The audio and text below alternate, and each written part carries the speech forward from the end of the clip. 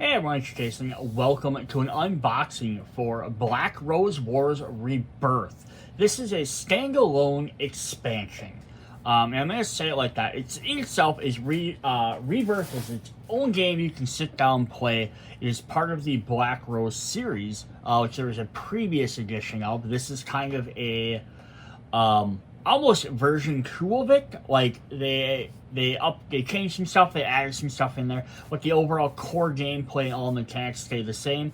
And that's why I do mention the expansion part, because everything from the previous Black Rose War, the original release, as well as any expansions and Kickstarter stuff that came from that, are 100% compatible with this, and for the most part, vice versa.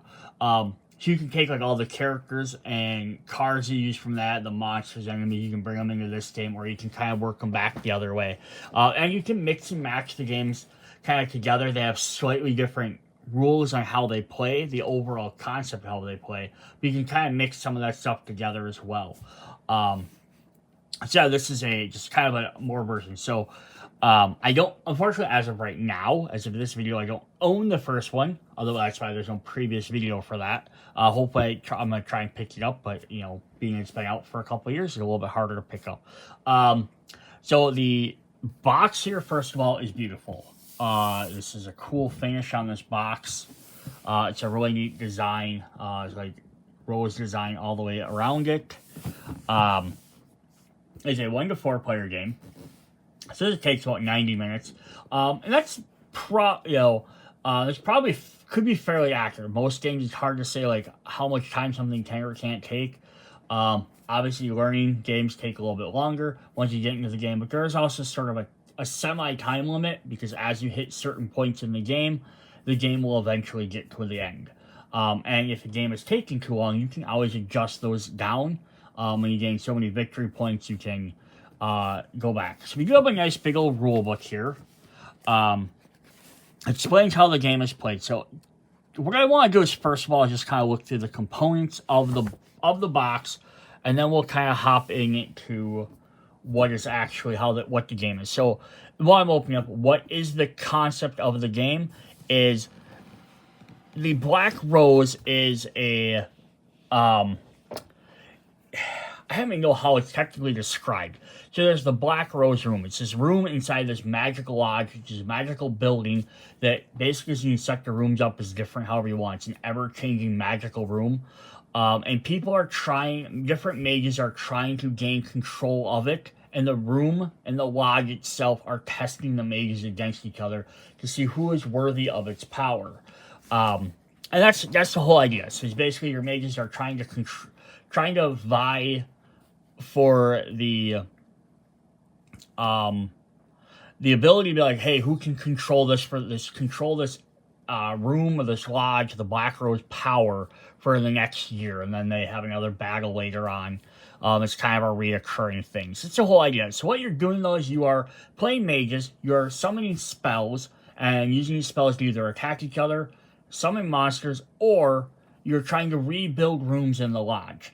And this is one big thing that's different from the original version. In that one, you're actually trying to destroy the lodge. And that's one major... They kind of work the same way as how they do it. But like one, you're trying to destroy rooms. This one, you're trying to rebuild rooms. That's why it's called Rebirth. So it adds some interesting new elements. Adds some interesting things into the game there. So we have a couple of different boards. We have an avatar board. This is if you want to play against a kind of like boss type character, which you can add into any game to play as, or you can play solo. We have our event board. So this will keep track of this is our tracking board, not our event board. Should keep track of our victory point totals on here. And we use little cubes in here. So there's a lot of little cubes that get moved around on the board. Has your decks and your discard piles for some stuff. Then we have actually our event board, which will have different phases of the game. So you have 3 different phases. As you proceed through, you switch out different decks to different phases. And these actually get tracked on different things that can happen and stuff like that. Then we have a bunch of these other little things that are called activation tokens. So these go on the rooms and they let you know what abilities can be used, and then once they're used, they get flipped over so you know that they can't be used anymore. And then we have a sheet of a bunch of tokens for each colors. So we have red, blue, purple, and white or gray. For your four different character colors, so you can keep track of your different characters. So we do like activation tokens, defense, persistent, trophy tokens. There are also some black ones up here as well. And those are for the Black Rose room, like the whole entire lodge, the thing you're fighting, the sort of AI you're fighting against. We have some more activation tokens, some character tokens, some crowns, and flip these over. Most of them are the same on the other side. Some go up to 35 when you're tracking various totals and stuff. Then we have a tray of miniatures. Everyone loves miniatures. That's kind of the whole point of some of these games. And we'll take a little bit closer in-depth look at these as we go through the video. Especially different bad guys we did a fight against. The little bases on there. We have some bigger guys. Pull one out. We have like bigger knights, which we'll look at. Some succubuses. And then we have like the can, which are for mages that we get. And then as you buy more expansions and other stuff, you get more characters. So lots of these enemies are called evocations. They're things that you're going to summon to attack with. Our next tray in here is actually completely empty. So we will fill this up with tokens, and we'll go look at that. So a couple cool things about this while we're looking at this is I love this, is these pull out. So I can have all my different stuff in here for player 1, player 2, player 3, player 4, player 5, and player 6. Since I have all my tokens, so I can take this out. Here's player 1's tokens. So instead of having a tray where you have to kind of pass it around, this is a really fun idea. And we do have 2 extra things in here for extra characters. Because there's a 5-6 player expansion you can buy. And if you buy it, that stuff will fit right in this box. So then as you buy that and you have your core 6 characters, you have all the stuff in one box. Unfortunately, this won't hold all the expansion stuff as well. But being able to hold the 5th and 6th player stuff is pretty darn cool. Then we have another tray in here. Let's see if I can, maybe I can pull this out. Nope, I can't pull that one out. It's the bottom tray, so we'll just go ahead and kind of do this and look at it. So the first thing we'll have in here are 4 player boards. So 1 for each color to match your different colored stuff. And they're all the same other than that. Your character cards go in here. You have totals for your health. You have spots for your spells that go in here. Decks, discard piles, all your other cards go blank on the back. But yeah, really cool. Nice little dashboards for everything. And if we actually look in here, we have a lot of cards. We have some miniature cards, which are going to form a couple of our different types of decks. Let's see if I can get these out without spilling them everywhere. So the different types of decks we're going to have for these are, let me go from the bottom back up. We're going to have a mini deck here of upgrade cards. These are used for various spells, will let you upgrade your characters to various tech things. We have some quest cards here. So there's quests you can do throughout the game. And they're listed by the phases of the moon. So again, it's kind of like as you start the game, you start with the crescent moon or phase 1. Then you get to the half moon, which is phase 2. And then you get to the full moon. Basically, they become harder, more difficult. We have some jinx cards, which are also used with various spells. These are kind of like mini enhancements, or rather not enhancements, they're like debuffs. They attach to a bad character, one of the opponent characters and stuff. We have our evocation cards. So these are, if you summon one of these guys to fight for you, it's going to give them what their abilities are, the different stats, like their movement, attack, how much health they have. So if this guy doesn't move or attack because he's a totem, these guys don't have a lot of movement. We have some, like a big Colossus is going to have more. They have special abilities. So we're going to get a bunch of those for all the different miniatures in the game. So I have a bunch of those succubuses. Then we have the event deck, which is the big one here. So we have an event deck. So this is the same idea. We have different phases of the moon. And then we have some for, this actually goes back over here yet. So this will actually kind of determine what happens each turn. So like hidden resources is when a mage is placed in their cell, that mage gains a rose, which is basically a victory point. And then here it's going to say how many points the black rose room gets, how many it gets when it's discarded, and then where the card goes. And this is going to show how the room itself, the lodge, the black rose lodge is going to gain victory points over the game by doing different stuff. And it's just going to show different things that activate. So then it's not just I choose to attack you, you attack me. Otherwise, it'd just be a back and forth battle or maybe across the board. But instead, these kind of add some extra elements to the game. Then the last two little mini decks we have here are boss events and possess. So these are the avatar cards. So this is if you were playing against this AI enemy or boss, which is nice because, again, you can play solo against it. So you can have one player can play like either controlling one character, controlling two characters, can go ahead and fight against that, and you're kind of fighting against a third character. Or, again, maybe if you're playing a two-player game, and you're like, this would be more fun if we had a third person, so you could either, again, play cooperative kind of against it, maybe attacking each other if you want. Or you could have, like, or you just be like, hey, we want to have a third player so we have somebody else to attack so we're not always attacking each other. And some people like that, even a 4-player game. The only thing that happens, though, with the core set, because of the way this works, is you have to use one of the miniatures. So if you're playing just with the core set, you're supposed to use one of the miniatures from the set, so you can only play 3 against 1, so you can only play a 4-player game with that character. But if you have more miniatures from previous expansions, or other expansions, you can actually have 4, 5, 6 players against that guy. Yeah, this is basically just the stuff that character gets to do on their turn in lieu of like what a player would do. So it's like the AI deck. So those are all our little mini decks that we got. I'm going to restack all these back on here. So they add a bunch of different variety to the game. We'll set those off to the side. Then we have a bunch of standard card decks. Let's see if I can pull all these out. So our standard decks are going to be our spell decks. These are the decks that each player or mage is going to play throughout the game to decide what they can do. So there's all these different schools that you can get. There's like Technomancy, there's Agony, I believe it is. What do we have? We have 6 different ones. We have Nightmare. The Agony one got mixed into there. Shamanic, or Shamans. There's Nightmare, which has some different stuff there. We have... I forgot what the purple one was. I want to say Illusion might be correct. And then the last one is...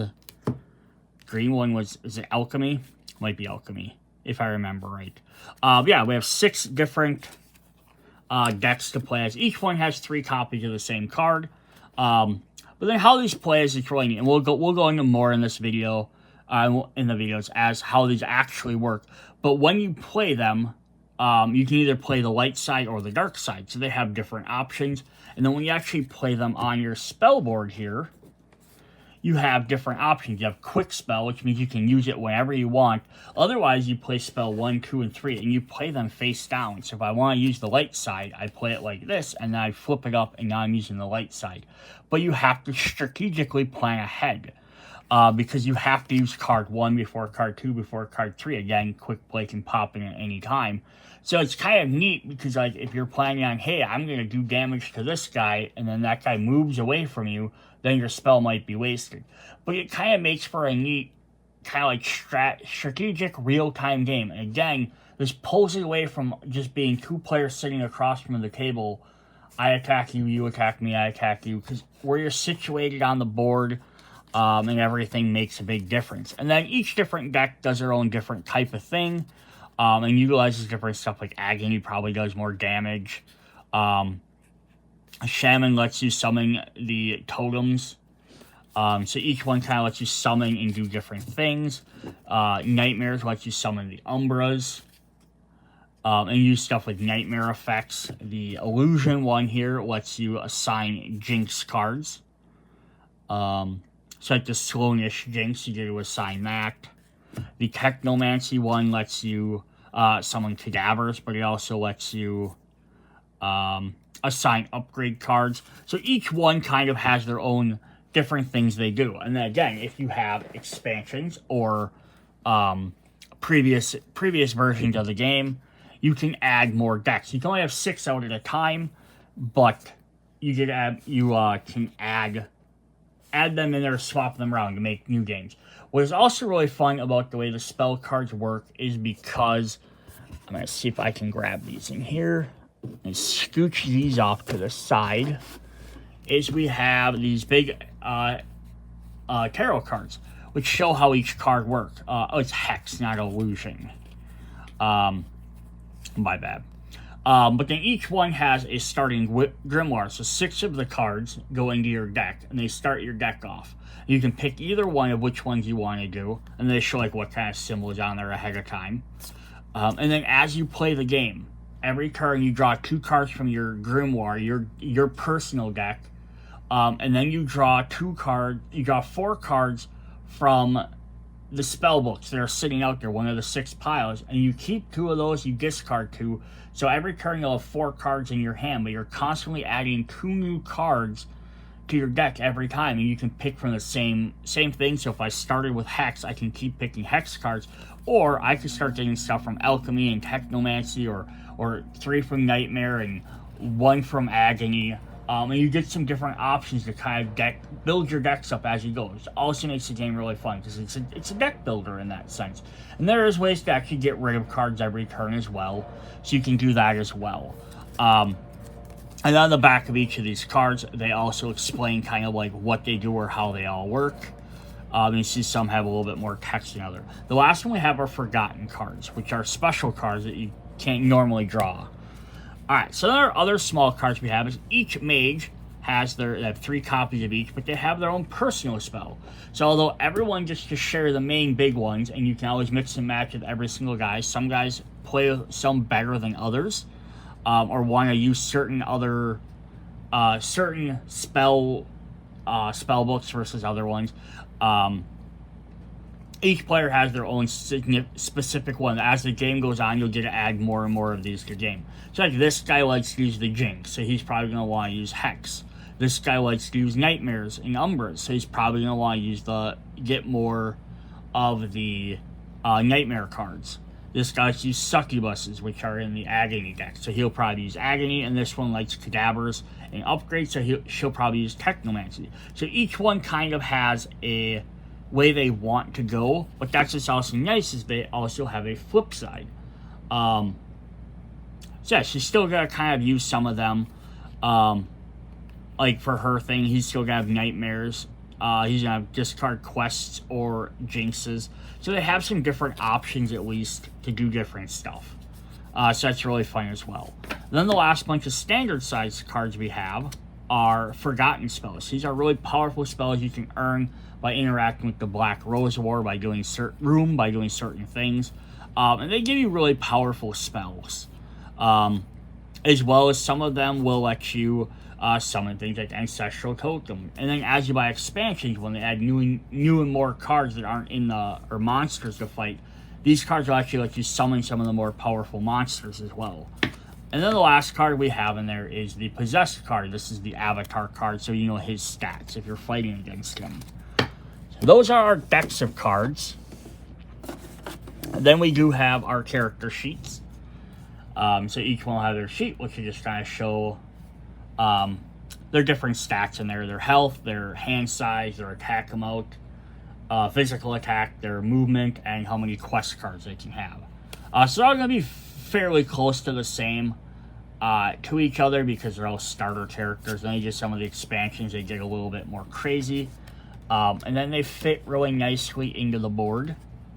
So they'll slide in there very nicely. And that keeps track up here where their health is, which is also a really cool mechanic. So cool. And we'll look at the characters a little bit more. And then we have our 4 aid cards, which just remind you of what you can do during your turns, your actions, your icons, if you ever need to remind what the icon symbols do, as well as what you do on your turn. Black Rose gets to activate your study phase, where you draw new cards and set up your hand, set up your deck. Your preparation phase, we need to place cards on there. Action phase, we need to do various stuff. The evocation phase, where your minions get to attack. And then finally, the cleanup phase. So that is what we have for those. Alright, we do have a couple more things in here. We do have a couple more miniatures. So I have some other big miniatures in there. So we kind of tilt that down. You can see those guys in there. We have a spot in here for our... two different decks of cards, our mini cards. You have some extra spot over here for some more miniature cards.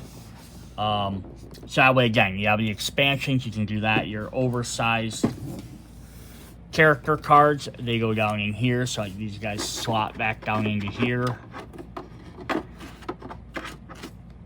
Oh, no they don't. Sorry, these guys just lay in there. And they lay in this spot here.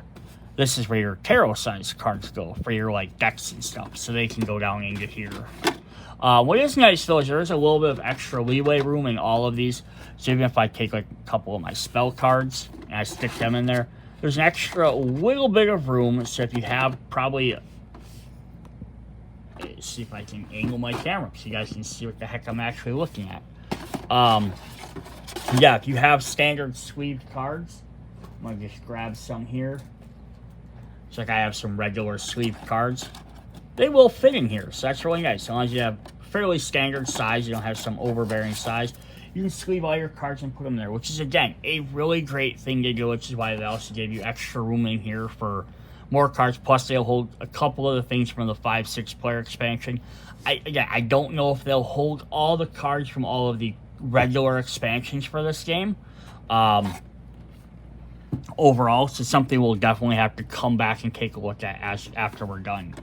And we have all the rooms, which we'll look at these again a little bit more in another part of the video. But these are the rooms that actually make up the gameplay. So we have the aforementioned Black Rose room, which plays in every single game no matter what. They have spots in here where you drop cubes. Once they're full, you have restored the room.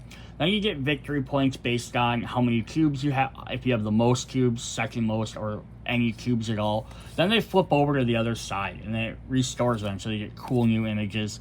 And then actually, this is where we have the little tokens. Let me see if I can grab one of these activation tokens quick.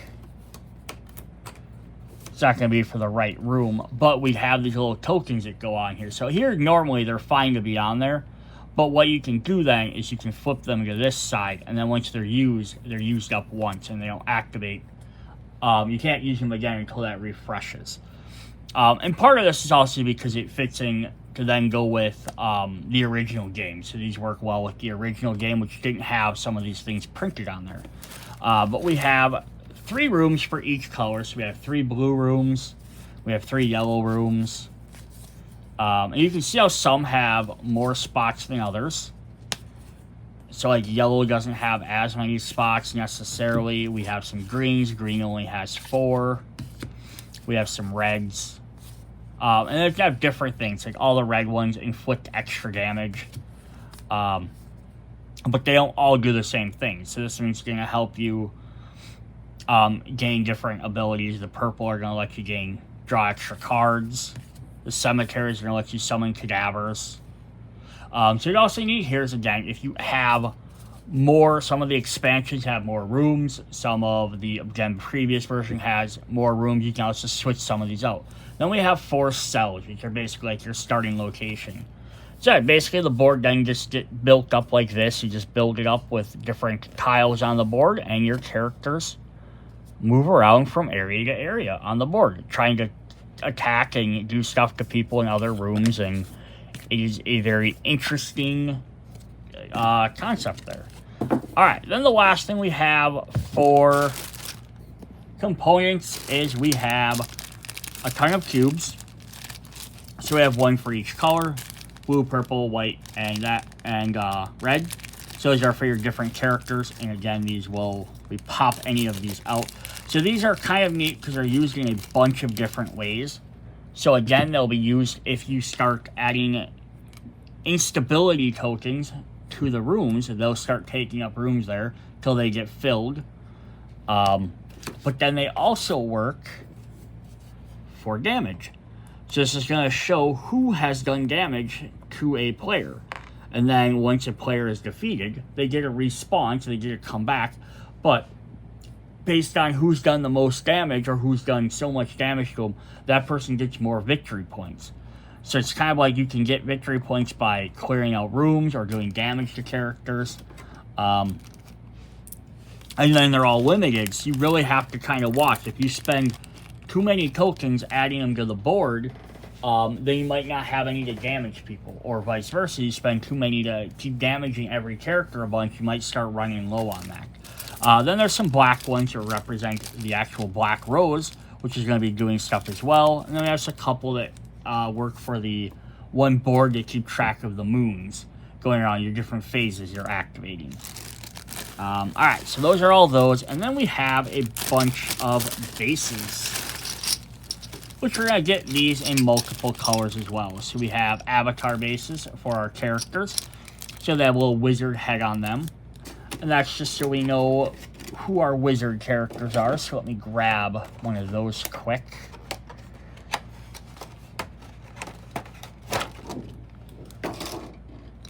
So obviously you can just tell, you know, who your character is. So if I am playing as the blue character, and go ahead and just plop my character in there. And then now I know this is my blue wizard. And then you have the black one again. So if you're playing against that avatar character, you can go ahead and add that. Then we have 3 other sizes. So we have one with 2 pips, one with a single pip, and then one with 3 pips. This is because you can have up to 3 different monsters. So I have a 1, a 2, and a 3. And this is just to keep track of which ones you have in case you have multiple of the same. So, like, if I have a succubus, let me grab another one of these out. So if I create a succubus or summon a succubus, I know that this is my first succubus. Now if I get another one, though, I can put it on the 2 slot. And that way I know that if I ever have multiple of the same ones, I keep summoning multiple ones. If someone attacks one, they know which one's taking damage and which one's doing what. That's why you get 3 of each. And then they have a big base. So you can only have 1 big guy. But these will be covering the bigger guys that were like in the base down here. Let's see if we can grab this big dude. Yeah, so they'll cover these guys. So that's why they don't have a thing, because you can only have 1 of these guys out at a time. But yeah, that's a really neat mechanic to be able to track your different characters. So that's what we have for components. So we're going to take a quick look through the rule book here and just kind of see what the rules of the game are. And then in video part 2, we'll come back and we'll actually start going through all the like individual cards and all the miniatures and all that cool stuff. Alright, so before we hop into the rule books quick, we are going to just take a really quick look at what I did here. So we have our different stuff for all our different things. We have our big miniatures there. We have spots here for all of our character cards. And then we have room for our card boards. But I put all the tile tokens, the activation tokens, down in here. We have enough room for a couple more, so we get some for some of the expansions. So I think we'll fit a bunch of those guys in here, which is really cool. And then if we throw the wig on there, of course. Oops, wrong leg. We want the other leg.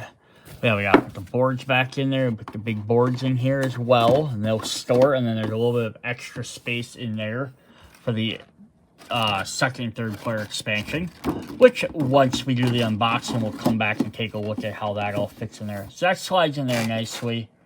Slide the miniatures on top. And then we did have our tokens. We kind of wanted to take a look at that really quick. So yeah, each one has their own little tray. So if I'm playing as the white player, I can grab this. I got all my tokens of this. I have all my little extra tokens in there. So you don't have to keep the full box out for everybody. Now, I do currently have the black ones for the avatar character in here. They'll end up having to probably get dumped into one of these slots down here instead when I put the other expansion in there. But I threw them in there for now. But yeah, so that's a pretty nice way to do that. And then we'll just throw that top back on there. And that slides in there. And then you just have your 3 extra boards, which just slide wherever on the top here. And then we have the rule book. So nice. Very, very good way to store everything. Again, it's not 100% perfect, but there's no way to ever be 100% perfect for any of these things, because especially if you're trying to include stuff for later content. Alright, so we're going to take a quick look through the rulebook and how the game is played. Now, I want to just heads up on anyone that's still watching this. This is not a full how to play the game. This is just so we have an idea of what is going to be going on in the game, so that way when we go through the next videos where we actually start going through the schools and the mages and all the different cards and stuff, you have some idea, because there's a lot of rules in here. So you're showing all our different components, all our different miniatures. I kind of just focus this down here for a sec while we kind of flip through some of these. So here's our general layout of the game. I'm sorry for the big giant glare on the board here, or on the magazine. So we'll have our tiles set up, and what's nice is you can kind of set them up randomly as you play through the game. We'll have our 2 different main boards, our event board and our power board over here to keep track of our different little extra decks, our quests, jinx, upgrades, stuff like that, as well as our victory points. And then each player will have their own stuff.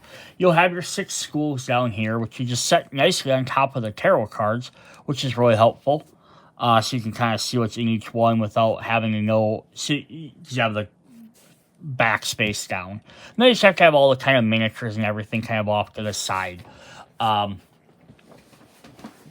yeah, that's the only thing. You just have a bunch of, like, any game with a bunch of miniatures, you're always going to have a bunch because you don't know which ones you're going to play as. And then as you play, even necessary, you can't mistake. So if the, for example, I forgot, if it's the Technomancy one summons cadavers, if you're not playing as that group, you still might have the room that summons cadavers. You might need to keep them around anyhow, or you might be able to summon a character that has one. So then the game has a couple of different turns. So we're just going to kind of fly through these a little bit. I'm not going to, again, read every single part of these, but we have the Black Rose. The Black Rose phase gets to go first. So the Black Rose is, again, the lodge or the entity of the lodge or the game board. There's going to try and go first. So they get to do their stuff. They get to activate events, kind of set up what's going on for that turn. Then we'll have the study phase, which is where the players get to kind of pick their spells and decide what they're going to do for the turn. Preparation, actually, you then look at the board after everyone's picked their stuff, place their cards on the board, and get ready to do the action. Then the main core thing is going to be the action. So these first 3 should go by somewhat quickly. Should be basically like, boom, flip over the event card, do some stuff. Everyone draws their cards. Everyone gets to place their cards. Then we move into the event, which is the main portion of the game. Getting to move around, cast spells, attack, do damage, rebuild rooms, stuff like that. Then the evocation phase, which is kind of like the miniature part, which is all your minions get to attack and get to do their stuff afterwards. And then finally the cleanup phase. So yeah, the Black Rose phase is very simple. You draw an event card. It's going to tell you which part of the event it goes into. I should grab some of these cards out and I can kind of look at them a little bit closer while I'm describing them. I should have done that beforehand, but I didn't. Alright, let me grab one of those event cards. So, for example, if we grab the Growth event card, it is going to tell us in the spot where on the board it's going to go. First, second, or third slot. And it's always going to push whatever card is in the way. So if there's a card already in the first slot, which is where this one goes, it's going to push that to the second slot. If it would go in the second slot and there was already a card in the second slot, it'll push it to the third. Eventually it'll go to the discard pile. And then there's first moon, second moon, and third moon. So as you play through the game, you're going to, these are for quests and stuff, but as you go through, you're going to keep adding more. You're going to switch the decks out, so you're going to get different cards as the game goes on, which is also nice, because you're not always going to have the exact same deck over and over and over, necessarily. So there's just some other stuff in here you can do. You move the event, you apply the event, whatever it does. You can discard a quest if you want. So if you want to look for a new quest card, draw a new quest card. Shake Mage can try and get a quest card. Discard extra quests if you have too many more than what you can hold. So you're kind of doing the whole thing, just the game turn setup to see what you want to do for the rest of the game. So like when we draw this card, a couple of other things that we're going to have on here is when it comes into play, the Black Rose is going to get two rose points, which are basically their victory points. And when this gets discarded, they're going to gain 1.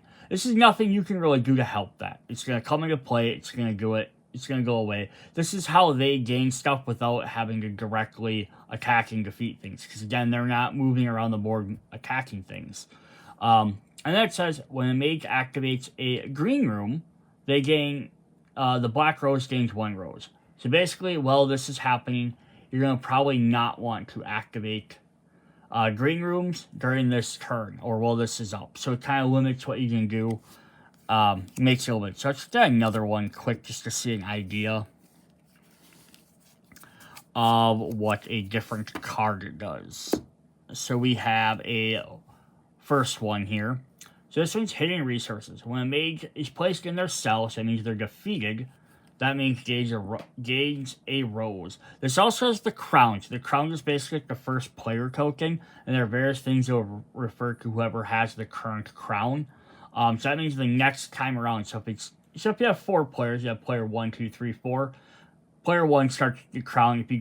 If player 2 on their turn, or whoever would draw the crown, they have the crown now, then the next turn they would obviously start the turn. But now if player 4 happened to get it, even though player 1 started that turn, the next round would start with player 4. So it starts with whoever has this crown. So it adds a little bit of extra intrigue to the game. So this one gets 2 roses when it comes in, and it gets 0 when it exits. So I have some various different stuff like that.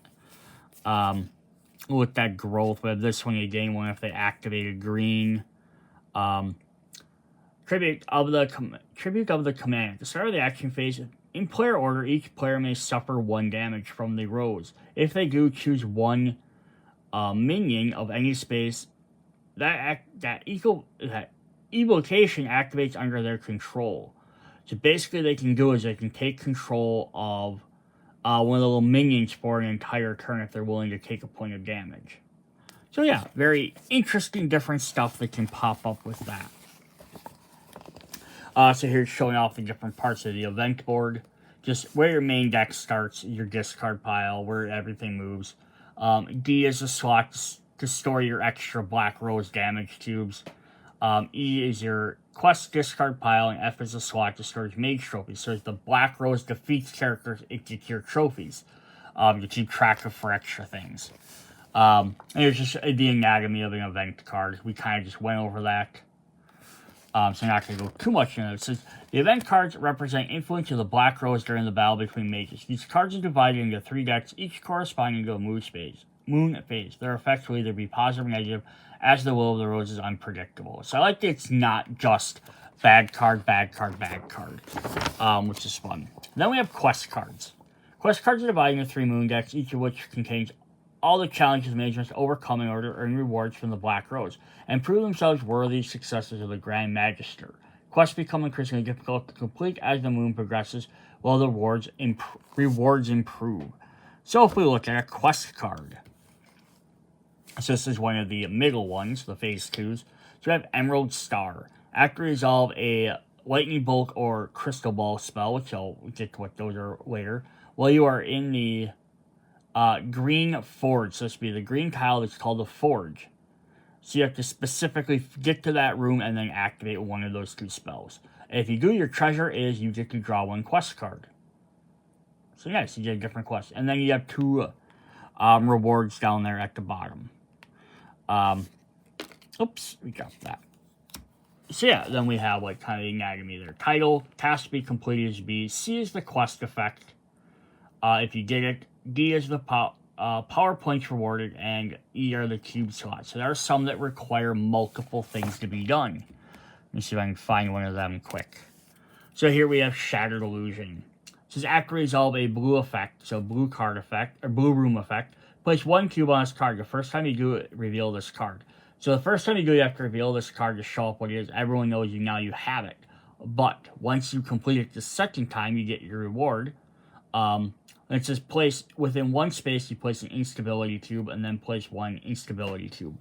And those are the tubes that go on the room. They're trying to rebuild it. So you're adding to your rooms, trying to rebuild those rooms. But also keep in mind, though, the way you're putting cards on here, you're using up tubes. You're occupying your damage or other instability tubes. So that's kind of neat. So then here's our power board. So if we grab that again. Everything out of sorts here. So yeah, we had our big giant event board, which we can kind of look at there. So there are different stuff there. Our decks would go like this, and they switch out each time.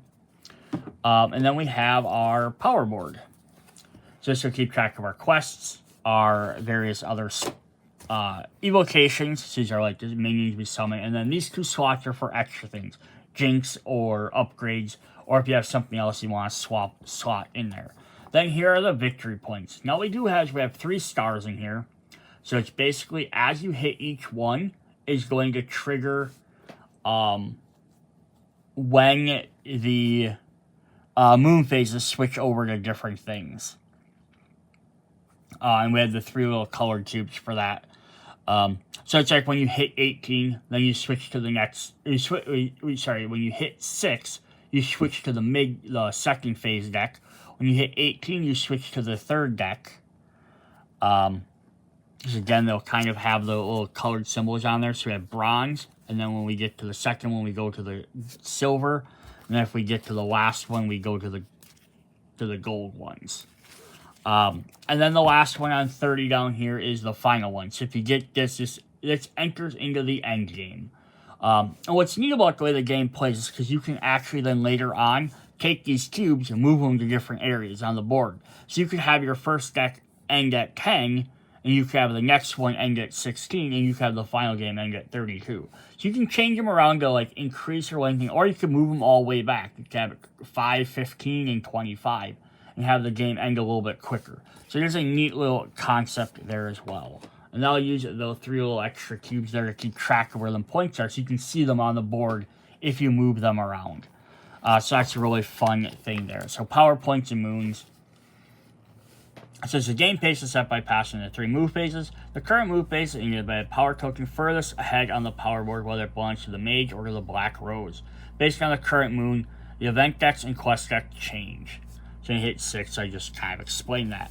So that's also showing here that as you get to each one, you start off with the crescent moon, then the half moon. Each player gets to draw a second personal card.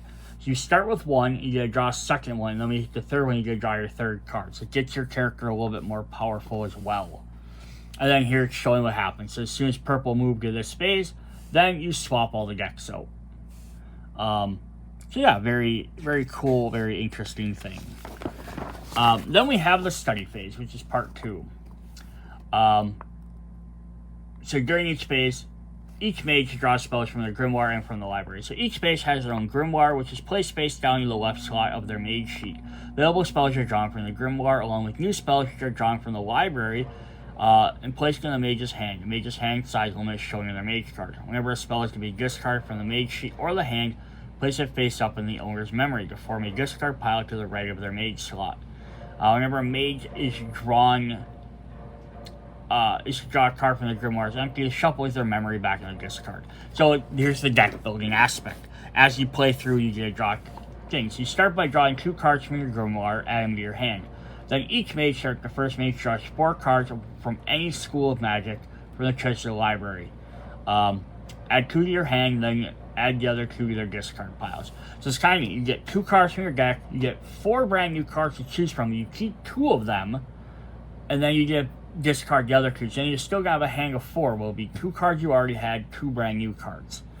And then the thing is, you can go then at the end of the thing and you have to discard down in case you had too many cards. Maybe you kept some from previous turns, or whatever, and then you can start discarding some of them.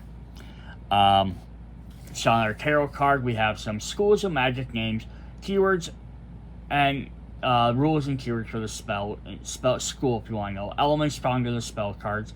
So various things might reference various elements, which are listed on the bottom or on the top up here, depending on which side you're looking at. And then starting grimoires. and then the types and targets of each spell. So you kind of have an idea of what they do. So if you just want a quick look, you know, like, oh, it does this type of damage, it targets this guy, which is really nice as well. Then we have our spell cards themselves. There are 3 types of spell cards: school spells, personal spells, and forgotten. School spells, each school consists of 36 cards, 12 different cards for 3 copies each. Personal cards, each mage has a copy of 3 personal cards. And forgotten spells do not belong to School of Magic nor part of the library. A mage may draw them using effects from the Black Rose room. So they're just going to kind of have all their different information on there. So we have, and we can actually probably just grab a card here and take a quick look at that as well. Yeah, so we kind of combine this. We'll have the name of the card. Then the 3 little icons here are going to tell you what kind of card it is. So we have school icon up at the top. The C is going to say if it's a light or dark card, so it's a lighter color or a darker color. You can kind of just easily tell by looking at them. They don't have anything that specifies on there. The types of spells are lightning bolt, which are combat cards, which tend to do damage. Contingency cards, which kind of help set up various other things. Protection cards, and trap cards, which both of them work a little bit different. So that's going to be your first symbol on the card. So this one's a defense card.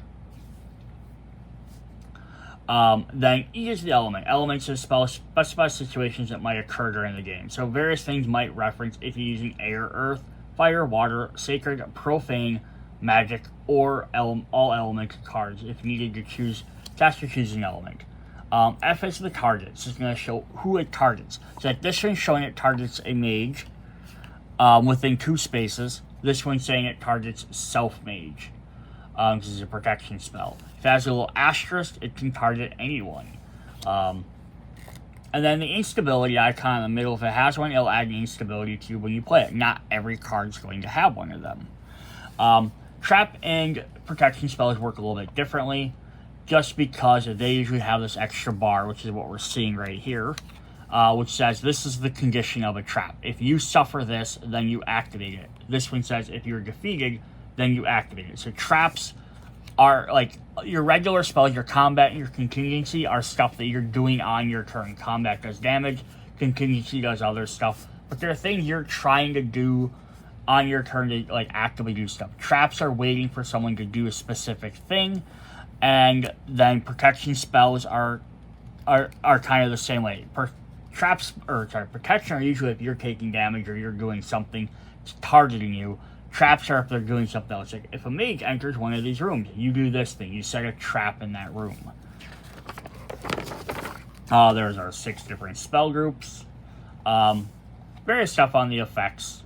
So I'm not going to go over too much of all of these. But yeah, there's different effects. You can have stuff on quest cards, spell cards, physical actions, all perform different effects as well. Personal spells, forgotten spells, different things we can activate. Spell types, combat. These spells deal damage to other mages and to their evocations. Contingencies have peculiar unique effects. Protections, spells that once cast are active. They may be triggered to aid the mage when they are targeted by an enemy effect. And traps that once cast are active. They may be triggered when the conditions of a spell are met. For instance, when a target enters a room of a specific color or performs a certain action. So these guys work a little bit differently. So spells and traps and protection spells can only be triggered if they're active, and if the trigger condition is met. The trigger condition displays a required condition for the effect to be applied. It is not mandatory to be saved for later. You see, even if the trigger condition occurs, revealing a trap or protection spell applies to effects is not mandatory. So if someone enters that room or you take damage, you do not have to do it. And you can be saved for a later phase or a second time if it happens again. During the cleanup phase, if the trap and protection spells on the mage sheet can be taken back to their hand and discarded. So the other cards go away no matter what. Basically, you've activated, you've used those cards, or you don't use those cards. Or you do as much as you can on your other cards, your combat, your contingency cards. Protection and trap you've kind of set, and if they don't trigger or go off, you can put them back to your hand and use them again later. But it says, when you cast a protection spell, or a trap card, both of them kind of the same thing, you must not reveal it. Instead, you place a protection token on the back of the card. So either that or you place a trap card. So someone is going to now know So if this is my second or third card on my Mage sheet, so you have your second or third card. If you know you're activating it, and you're casting it, to go ahead and do it. So it's your second or third spell, or whichever one you cast it. You put that in there, so they know you're going to have a protective spell, or know you're going to have a trap spell. But they don't know what triggers it, is the whole thing. And it says, so it stays face down. It says, but both of them would say, whenever it triggers, you may choose to reveal and resolve the effect. Once revealed, are not considered active anymore. And then they're used up. So if you activate them, they go away. So this kind of explains kind of how this works for lots of these. So this is kind of interesting to go through. This example, active Mage Ricard casts Grim Torment. He first applies the first part of the effect up to the period. So this is the one thing the game works, is anytime you're doing something, you do whatever you can up into a period on the card. Then if something would prevent you from doing anything farther, or would stop you or change it, then you stop at that point, you do the other things. So you do as much as you can up into a period, and then something might happen that might counter or interrupt that. Then you do whatever else, and you can come back to it. So this side inflicts 3 damage. So it says, Garmina has activated a protection spell that she may trigger. She decides to do so and reveals it by temporarily interrupting the resolution of his spell. So another mage inflicts 3 damage. So she takes the 3 damage, and then this is inflicting the 3 damage. It says, once a protection spell is effect, it completely resolves the sentence and not resolving on recard start. So it says, do this stuff, target all this stuff, and then it says, once that's done, now it goes back and it deals pain 1 to him. So it's kind of neat. So it comes back and finishes it off. And there's a bunch of other examples on here of how all this can work. So how it interacts if it's a physical action. So for example, this guy wants to do a physical action, which is move 1, and then activate a 0 spot. So his idea is to move over to here. So he wants to move 1, move 2, and then activate this room. His first move, he moves into a yellow room. They have a trap spell, so when they enter that, then you do all this stuff. So he does all this stuff, but it says, due to the damage inflicted by the trap, if Barador is defeated. Unlike spells, the interrupted physical action when Mage is defeated is not resumed. So if you were casting a spell and you died, all your stuff would continue to finish until the spell is completely resolved. But here, since he died, he doesn't get to obviously keep moving. And since he died, he goes back to the cell, and that means that the rest of his effect won't work. So it says, target Mage can inflict 2 assign vulnerability to the target. For each jinx assigned to the target, place 1. So because he went back to the cell, he has no jinx cards on him, because everything gets reset, so that effect basically is nullified. And then you have this, which is a bunch of stuff going back and forth. So I'm not going to go through all that. So they're kind of showing that, like, you trigger one thing, it does this, and then you go step 2. And because he did that, this triggered back to 3. Then you play, other guy played another card, which went to 5. And then this comes back and he finishes off the end of it. So yeah, some interesting trigger effects in there as well. There's some other tokens called Persistence. Persistence are a type of spell that stay in play for the duration of the turn. A persisting effect applies when a required condition is met. For example, a mage move, they suffer 1 damage. So this will have the little, like, targeting icon. It says each time a mage reveals a combat spell, you may have the rose inflict 1 damage to one of your altars. If you do, gain 1 rose. So you gain a victory point. And then you go is you put these symbols on top of whatever is being triggered. So that way you can keep track of what's happening or when it's happening. Show effect is played. Mage who casts the effect gives a persistent token to the corresponding spell in quick slot 1, 2, or 3 where the village spell is affecting is placed. Yeah, so if it's in slot 2, for example, you put that red token on whenever something would happen, so you kind of keep track of when it's going on. We can also summon evocations. You may can summon evocations in different ways throughout spells, rooms, quests, and events. And when you summon these guys, you put their base on there, you put your little card in their slot, and now you know that that's where that guy is. If there are no mods available as a specific evocation, because they're all in the lodge already, the mage can still resolve the effects of summoning it, but do not place any evocations in the lodge.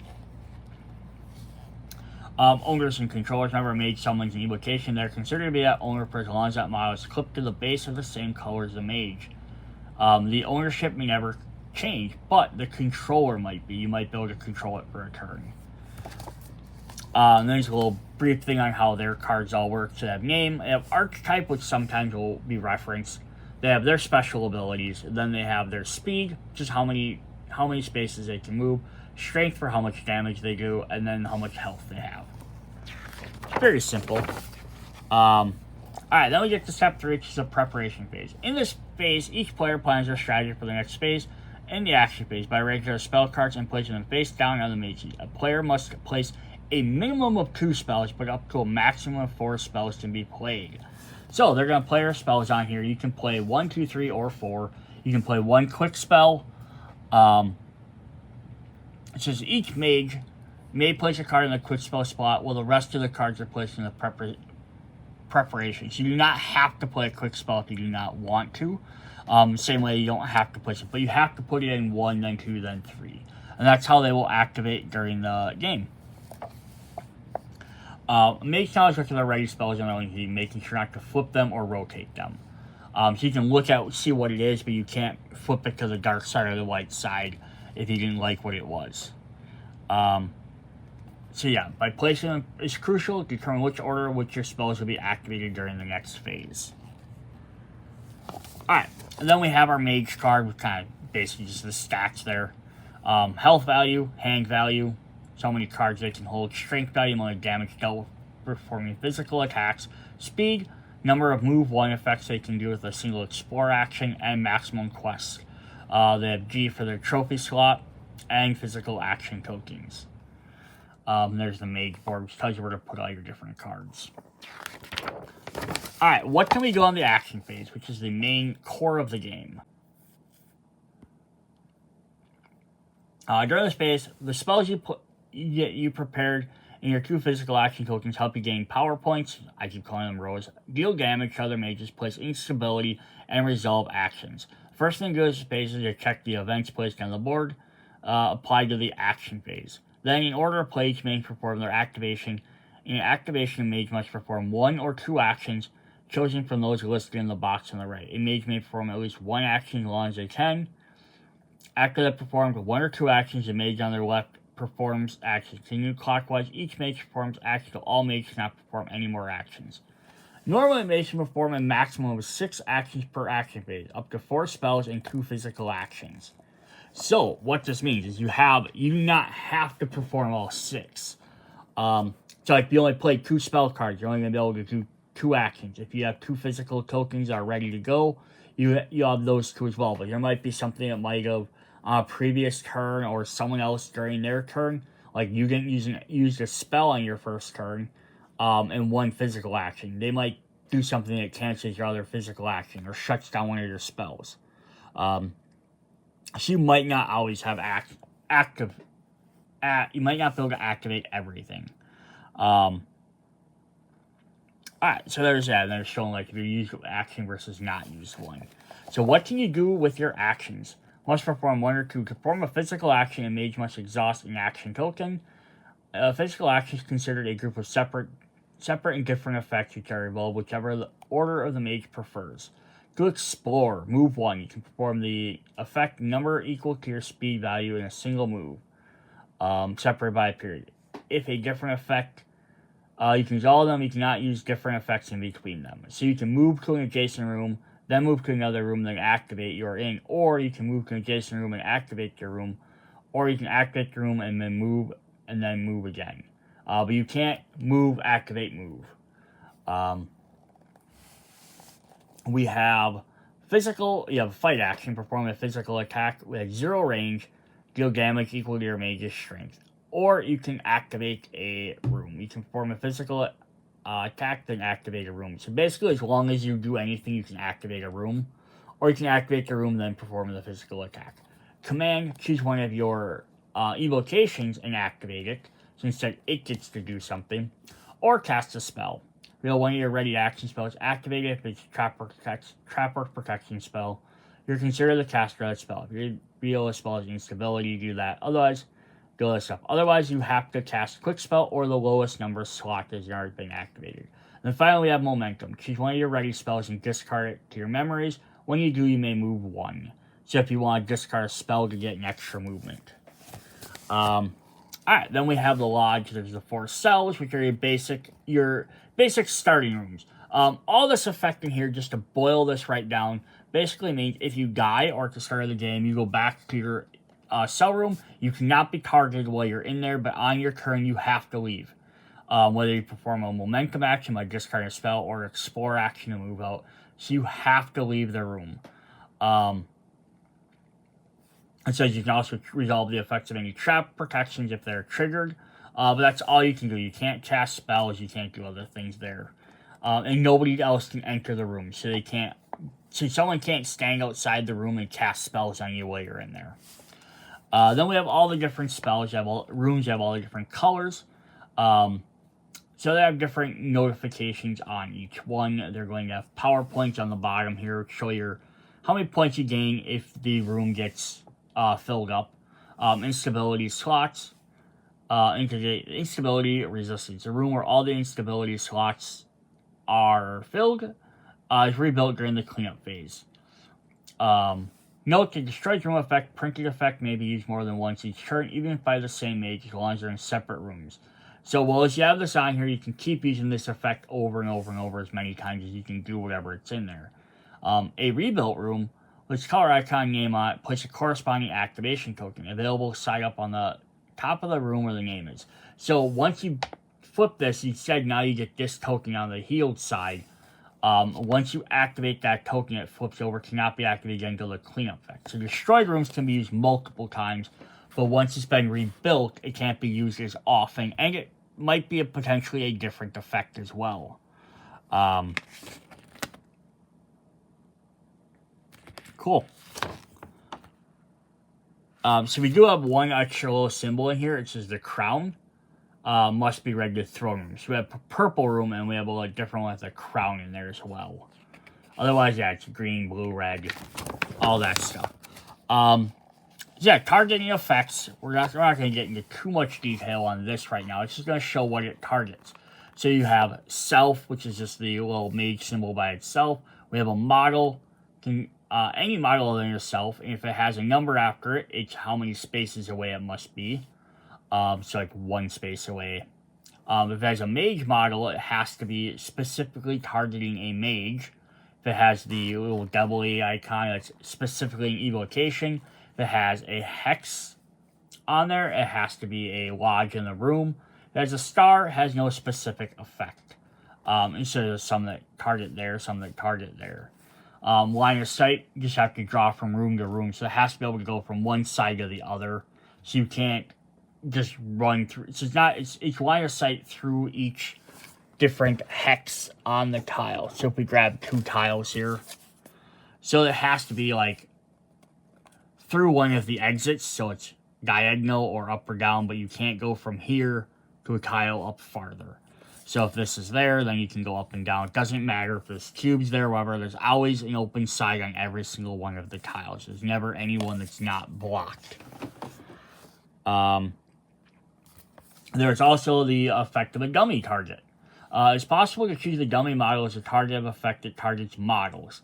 So you can choose to target a model is not physically in the lodge. Its purpose allows a mage to apply the effects as much as possible. So you might have a card that says, target this guy, do this thing, like deal 2 damage to them, and then, if not, then draw a card and do this thing, right? So you might be like, well, I can't target anybody else. I can just target an empty room and do this effect anyhow.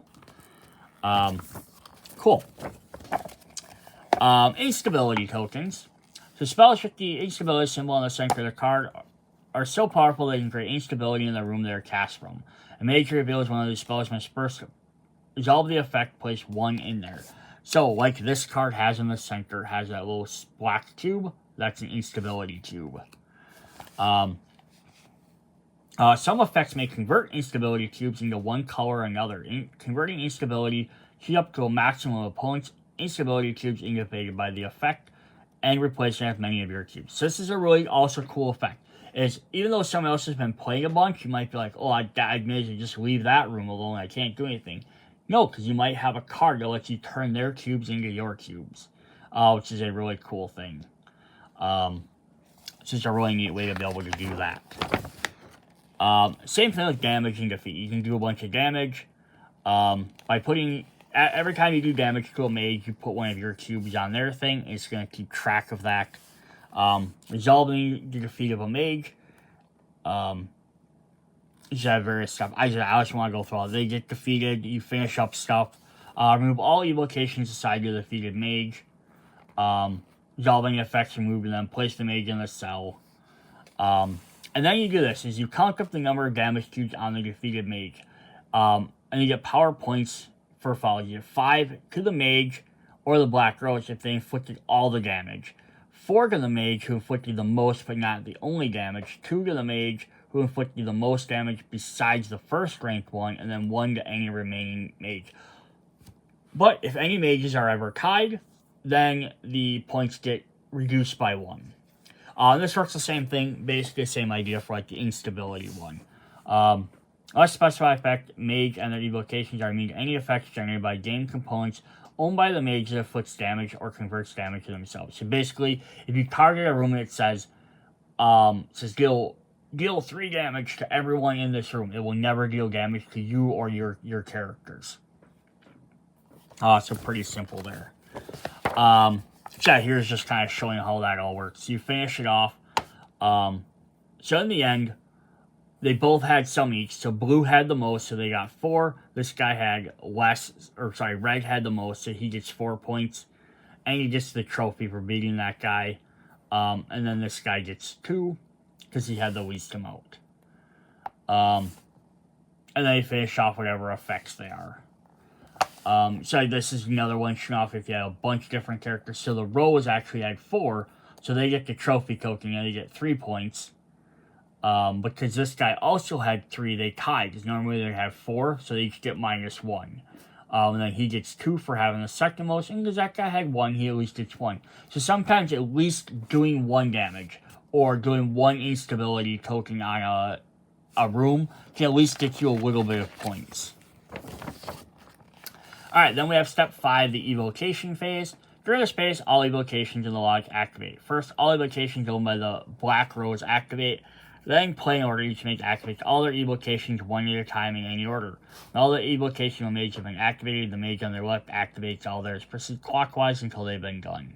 So when evocation activates, the controller can perform a number of move effects equal to its speed.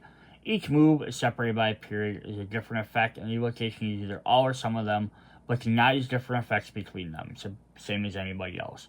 Before or after the move, evocation will roll a physical attack in the same room. So basically that. They just get to run around and punch people. There are some optional rules, but I'm not going to go over too many of them. Then finally, we have the cleanup phase. All mages discard all spell cards from their mage sheet to their memories. If they have activated but not revealed spell or trap or protection spells, they can add them to their hand instead. This might be one way why you get bigger hand size. All revealed forgotten spells are removed from the game. So these are one-time use spells.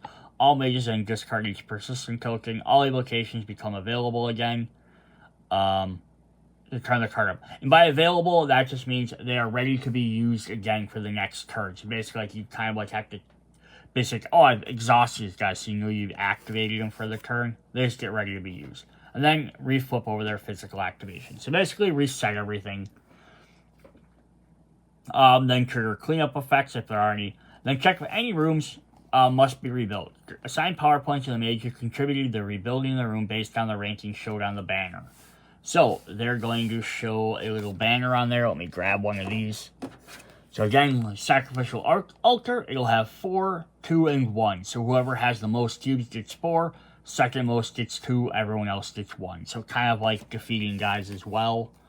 But if there's ever a tie, everyone gets less. So like this guy had 3, so he's going to get 3 for that. He's going to get 1 because that's the next thing. And nobody else will get the last point because there wasn't. And then the tile flips over, put the activation token on there.